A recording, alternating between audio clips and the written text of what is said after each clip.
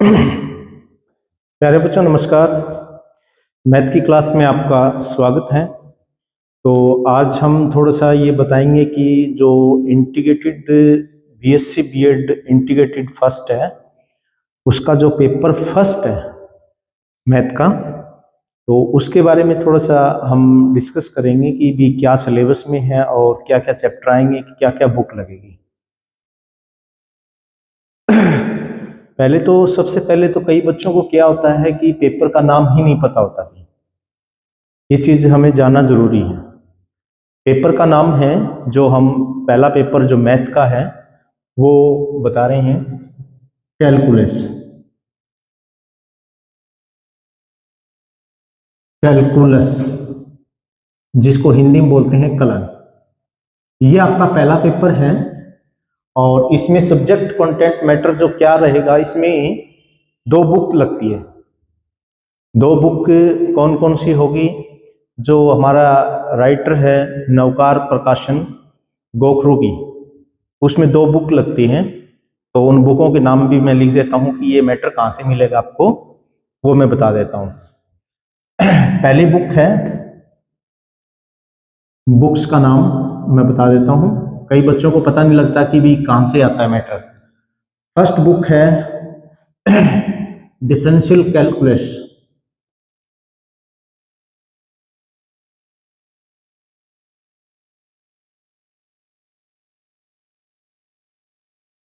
Differential calculus, ठीक है, जिसको बोलते हैं अवकल गणित।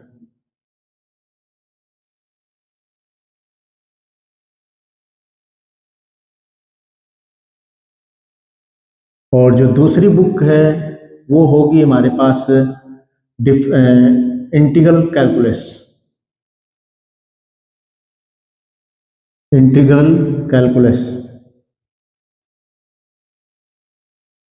समाकलन गणित।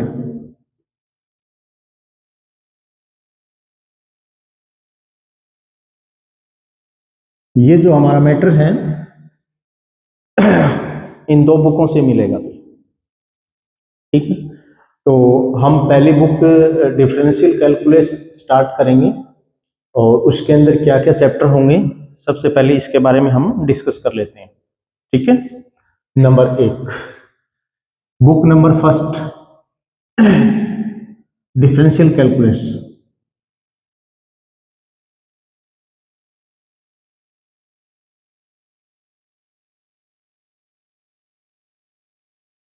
अवकल गणित।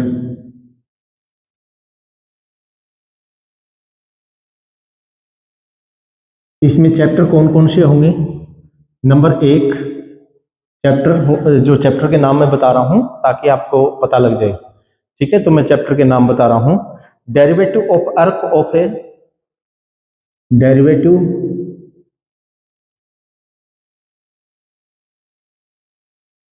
ऑफ एन आर्क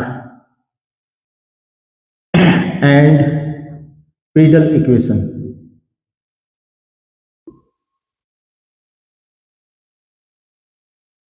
क्या मतलब है? हिंदी में इसका मतलब मैं बता देता हूं, चाप का अवकलज एवं पदिक समीकरण।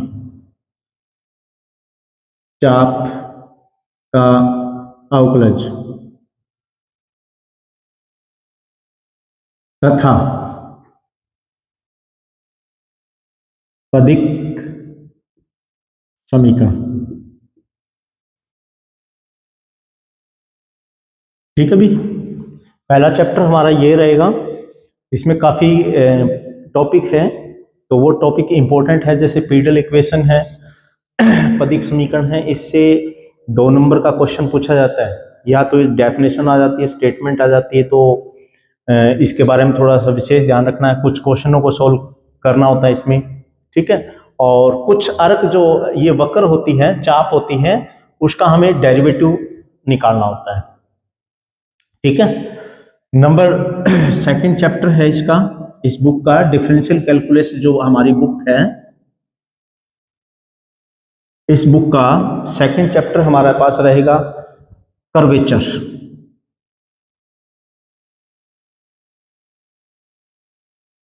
जिसको वक्रता बोलते हैं। क्या होगी कर्वेचर, इसके बारे में जानेंगे। कर्व जो होगी उसकी सेंटर से दूरी निकालना, उसके केंद्र निकालना। तो इसमें 3-4 टाइप से क्वेश्चन पूछे जाते हैं, ठीक है। उसके बाद में चैप्टर नंबर 3 होगा हमारे पास पार्शियल डिफरेंशिएशन। और एक काम करते हैं, इसी के साथ जो कंटिन्यू चल रहे हैं उसी के साथ मैं बता देता हूं असमटोट।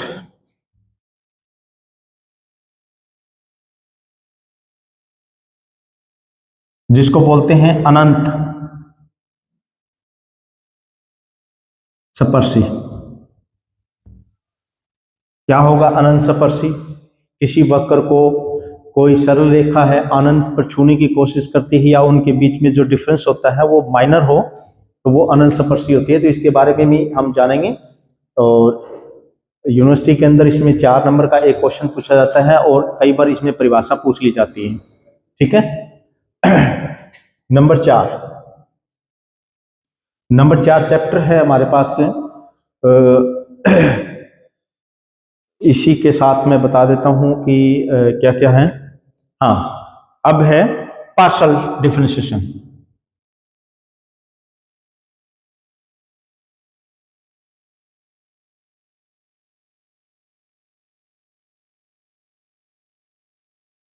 पार्शियल डिफरेंशिएशन जिसको बोलते हैं आंशिक अवकलन।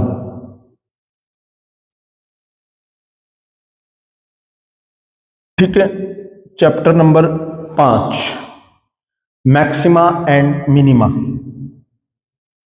पार्शियल डिफरेंशिएशन के अंदर हम क्या पढ़ेंगे कि जो कोई फंक्शन होता है 2 या 2 से अधिक चरों का, उसका किसी एक चर के सापेक्ष में हम डिफरेंशिएशन करेंगे तो वो डेरिवेटिव जो कहलाता है वो पार्शियल डिफरेंशिएशन कहलाता है, ठीक है।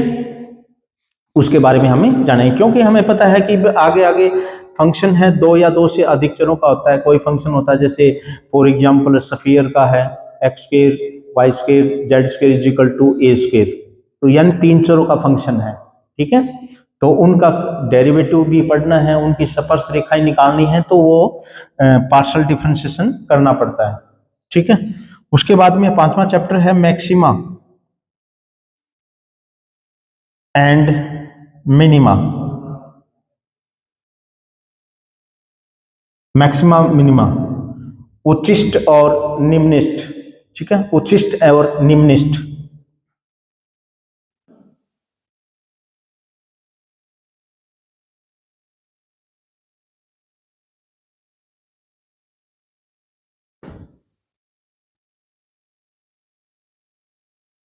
लेंगे, ठीक है।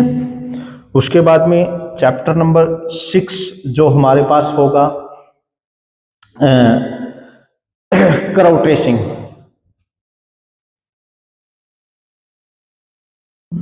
कर्व ट्रेसिंग वक्रों का अनुरेखण।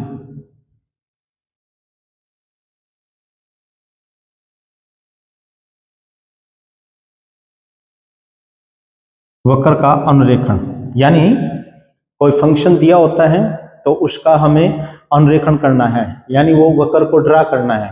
क्योंकि हमने कुछ स्टैंडर्ड वक्रों का अनुरेखण तो हमने सीख चुके हैं, जैसे सर्कल है, सर्कल का हमें पता है कि वक्र कैसी आती है, पैराबोला की कैसे आती है, ठीक है, और ट्रायंगल की कैसे आती है, रेक्टेंगल की कैसे आती है, और हाइपरबोला की कैसे आती है, पैराबोला की कैसे आती है, इलिप्स की कैसे आती है, वो स्टैंडर्ड वक्र होती है। तो उनका अनुरेखण हमें ऑलरेडी पता ही होता है, 11th क्लास के अंदर ये चीजें पढ़ चुके हैं। बट अब जो वक्र होगी हमें स्टैंडर्ड नहीं मिलेगी, ठीक है। कोई भी इक्वेशन दे देगा एक्स वाई और जेड चरों के अंदर, तो उनका अनुरेखण हमें करना है, ठीक है। कैसे कैसे करेंगे उस चैप्टर कर्व ट्रेसिंग के अंदर आएगा। नंबर 7 चैप्टर जो हमारे पास होगा वो होगा इनवेलॉप्स एंड इवोल्यूट्स।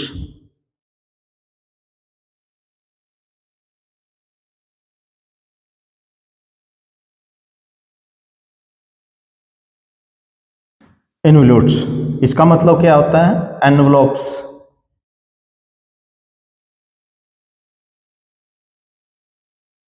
तथा केंद्रज, इवोल्यूट्स का मतलब होता है केंद्रज, हिंदी में केंद्रज।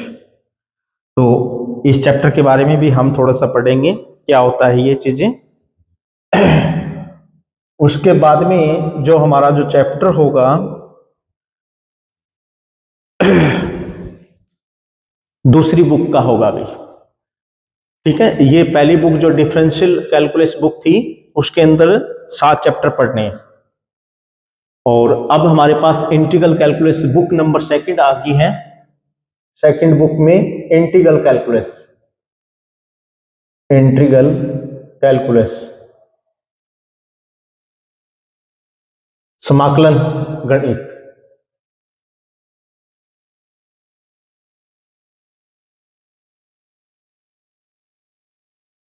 इसके अंदर चैप्टर होंगे, कौन कौन से होंगे उसके बारे में थोड़ा सा डिस्कस कर लेते हैं। उसमें होगा रेक्टिफिकेशन, रेक्टिफिकेशन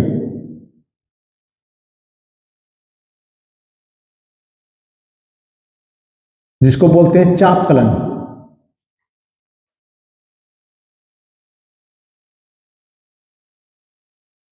चाप के बारे में डिस्कस करेंगे। कोई चाप, कोई कर्व दे रखी है, उसकी लेंथ निकालनी है, ठीक है।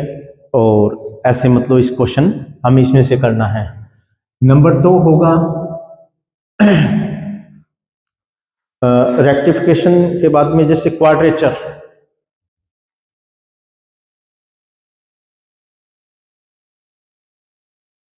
जिसको बोलते हैं क्षेत्रकलन, क्षेत्रकलन। अब हमारे पास कुछ आकृतियां होगी, उन आकृतियों को हमने किस प्रकार से ड्रा करते हैं और फिर उनका क्षेत्रफल निकालते हैं, ठीक है। स्टैंडर्ड आकृतियों का तो क्षेत्रफल हमें निकालना आता है। तो कई बार क्या होता है कि कोई कर्व को घुमा देते हैं तो उसके द्वारा एक सरफेस बन जाता है, तो उसका क्षेत्रफल कैसे निकाला जाता है, ठीक है। तो इस प्रकार के क्वेश्चन हमें इनमें पढ़ना है। उसके बाद में volume and surface of solid of revolution, volume and surface number 3 chapter होगा, volume and surface of revolution of curve. मतलब क्या है कि कोई भी कर्व है, कोई कर्व बना देंगे, जैसे फॉर एग्जांपल जैसे इलिप्स बना दिया, ठीक है। अब उसको किसी एक्सिस के चारों ओर घुमाएंगे, जैसे मेजर एक्सिस है जैसे, ठीक है, उसके चारों ओर घुमाएंगे तो वो आकृति जो उभर के आएगी, उस आकृति का हमें वॉल्यूम निकालना, ठोस बनेगी फिर वो, ठीक है ना। अब जैसे ये एक्सिस है और हमारे पास इलिप्स क्या होता है, इलिप्स की आकृति क्या होती है, जैसे ये होती है आकृति इलिप्स की फॉर एग्जांपल, और ये एक्सिस है बड़े वाला, और ये छोटे वाला एक्सिस है लघु, ठीक है। और ये क्या है, दीर्घ एक्सिस। अब दीर्घ एक्सिस के चारों ओर इस कर्व को घुमाए, अभी तो ये कर्व है, अब इसको घुमाएंगे तो हमें पता है कि ये ठोस आकृति, जैसे फॉर एग्जांपल अंडाकार आकृति बनेगी, और उस अंडाकार आकृति का हमें क्षेत्रफल भी निकालना है और उसका वॉल्यूम भी निकालना है, ठीक है ना। इसमें दोनों चीजें पढ़ेंगे। तो क्षेत्रकलन में यही आता है, मतलब सॉरी, क्षेत्रकलन में क्या, वॉल्यूम के अंदर। तो इस आकृति का हमें वॉल्यूम निकालना सीखेंगे। उसके बाद में आता है double and triple integral, double और ट्रिपल इंटीग्रल। तो ये हमारा लास्ट चैप्टर रहेगा इस बुक का। नंबर 4 है double and triple integral.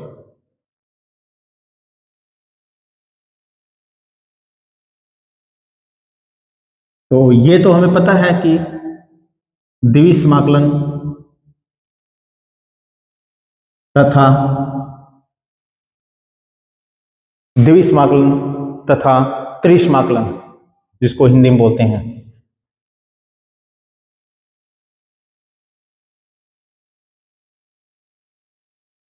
Volume integral के अंदर भाई देखो, जब वॉल्यूम निकालते हैं किसी आकृति का, तो वहां पर हमें इंटीग्रेशन की जरूरत पड़ती है। तो वहां पर डबल सरफेस एरिया निकालते हैं। तो कई बार क्या है कि डबल इंटीग्रेशन हम निकालते हैं, वेक्टर कैलकुलेशन के अंदर हमें पढ़ा था। ठीक है, तो वहां पर यूज ही किया था, तो वो चीजें वहां पर हम डायरेक्ट यूज कर रहे थे। तो अब उन चीजों को हमें पढ़ेंगे भी, ट्रिपल इंटीग्रेशन कैसे निकाला जाता है और डबल इंटीग्रेशन कैसे निकाला जाता है। साधारण सी वही बातें हैं। फिर उनकी लिमिट के बारे में भी हम चर्चा करेंगे कि भी हमें लिमिट पहले किसके सापेक्ष में करना चाहिए इंटीग्रेशन। तो ये चीजें हमें इनमें डबल और ट्रिपल इंटीग्रेशन के अंदर पढ़ना है। डबल इंटीग्रेशन में जो है, तो हमें पहले किस एक्सिस के, मतलब किस लिमिट के सापेक्ष में सबसे पहले करना है, उनकी लिमिटों को भी हम चेंज करेंगे इसमें। तो वो महत्वपूर्ण क्वेश्चन होगा हमारा। ठीक है, डबल इंटीग्रेशन के अंदर change the variable order of integration को हमें चेंज करना होगा। ठीक है भी, तो वो चीजें भी हमें इसमें सीखनी है। तो इस प्रकार से ये हमारा सिलेबस रहेगा भाई इस पेपर का। कैलकुलस जो पहला पेपर है, पेपर फर्स्ट है, ये पेपर नंबर फर्स्ट है, पेपर नंबर फर्स्ट। ठीक है, और सेकंड पेपर हम ऑलरेडी पहले ही कर चुके हैं, जिसमें हमें ज्योमेट्री वेक्टर एंड ज्योमेट्री जो बुक का नाम था, जो सेकंड पेपर, तो वो हम ऑलरेडी पहले कर चुके हैं। उसमें हमने वेक्टर कैलकुलस बुक पढ़ी थी और कुछ मैट्रिक्स का पोर्शन पढ़ा था।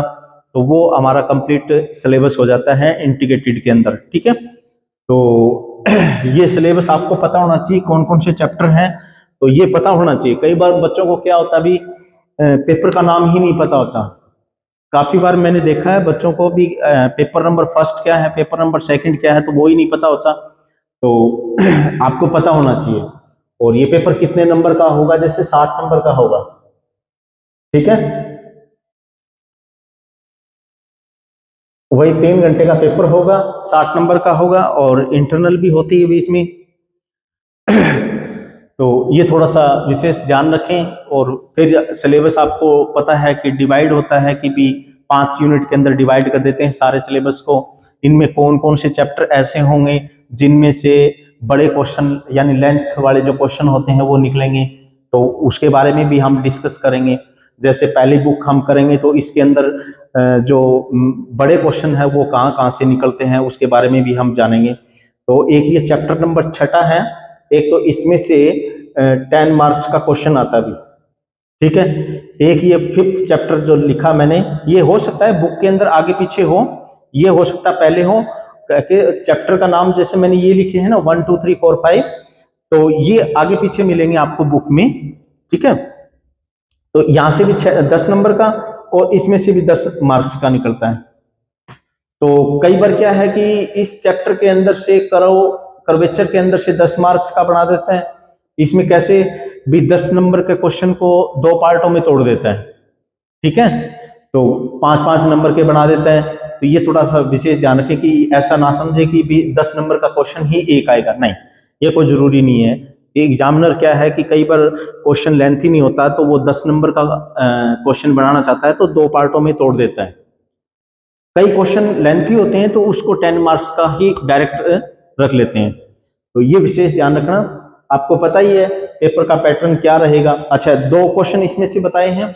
एक क्वेश्चन आपका यहां से बन सकता है, इन दोनों चैप्टर को मिला के एक 10 नंबर का क्वेश्चन इसमें से हो सकता है कि वो इसमें से निकल जाए, हो सकता है इसमें से निकल जाए। ठीक है, हो सकता है कि 5-5 नंबर की ये दोनों ही बना दें। तो 3 क्वेश्चन यहां से निकल चुके हैं, 2 क्वेश्चन इसमें से निकालने हैं इंटीग्रल कैलकुलस बुक दूसरी बुक में से। हाँ, तो बच्चों ये बता रहा था कि भी एक बार क्वेश्चन क्या है कि क्वाड्रेचर में से भी निकाल सकता है, तो ये वेरी कर सकता है। हो सकता है कि ये क्वेश्चन 10 मार्क्स का यहां से भी हो जाए और या फिर इनमें से हो जाए, तो ये वेरी कर सकते हैं आपके। तो जैसे जैसे हम ये सिलेबस करेंगे तो वहां से आपको पता लग जाएगा कि ये 10 नंबर का क्वेश्चन बन सकता है, तो इनका आपने विशेष ध्यान रखना है। ठीक है, बाकी 4 नंबर के होंगे या 5 नंबर का क्वेश्चन हो सकता है, और ये 4 नंबर का, और 2-2 नंबर मार्क्स वाले पैटर्न आपका पता ही है।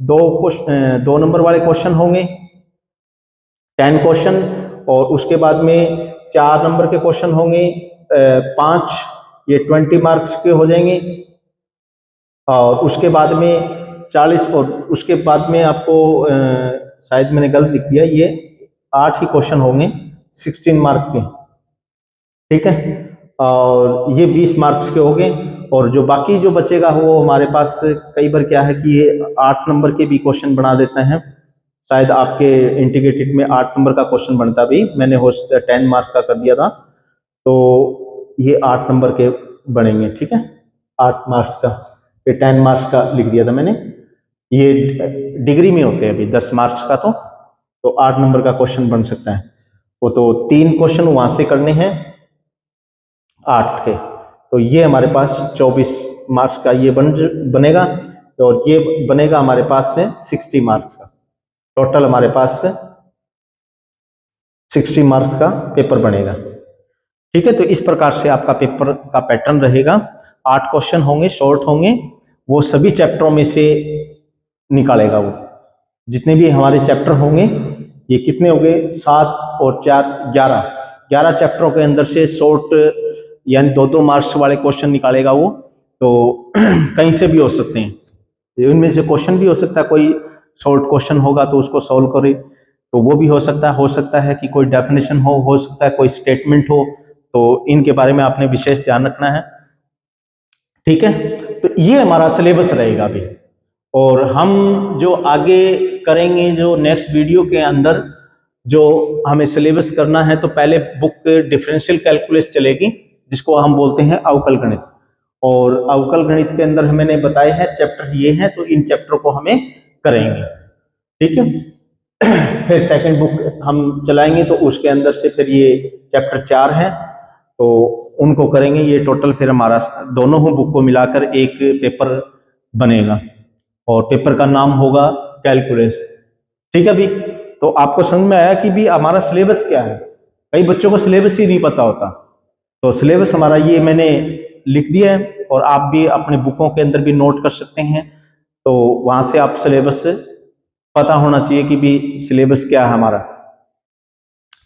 तो अब हम जो हमारा टॉपिक जो रहेगा, पहला चैप्टर रहेगा डेरिवेटिव ऑफ अर्क एंड पीडल इक्वेशन, यानी ये टॉपिक 2 है, पीडल इक्वेशन और अर्क का डेरिवेटिव। तो अर्क का डेरिवेटिव मतलब कोई कर्व होगी, उसकी चाप का हमें डेरिवेटिव करना है, और चाप का डेरिवेटिव क्यों करना है, क्योंकि हमें नेक्स्ट जो चैप्टर आएंगे कर्वेचर वगैरह हैं, और कर्व ये इनवलॉप्स है, कर्व ट्रेसिंग है, इनके अंदर चाप का अवकलज की जरूरत पड़ेगी, तो इसको पढ़ना हमें जरूरी है।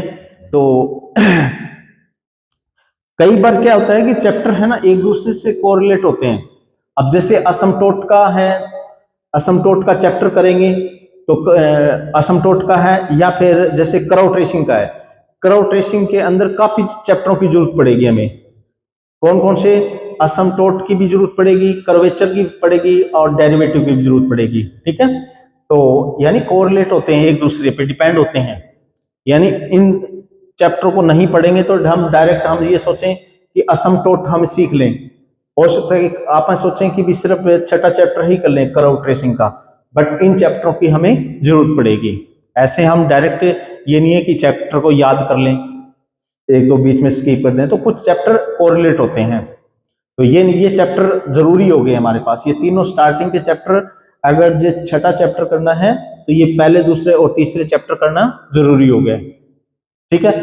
अच्छा, इसमें बात यह आएगी, जैसे कहता है कि जैसे वॉल्यूम इंटीग्रल है, volume and surface of a revolution of A curve, curve को जब घुमाया जाता है तो उसका कर्व का वॉल्यूम निकालेंगे और उसका सरफेस एरिया भी निकालेंगे, तो उन चैप्टरों के लिए हमें ये इंटीग्रेशन पढ़ना जरूरी हो गया, तो ये भी एक दूसरे से कोरिलेट है, ठीक है, तो डिपेंड है, तो हमें ट्रिपल इंटीग्रेशन और डबल इंटीग्रेशन के बारे में भी नॉलेज होनी चाहिए,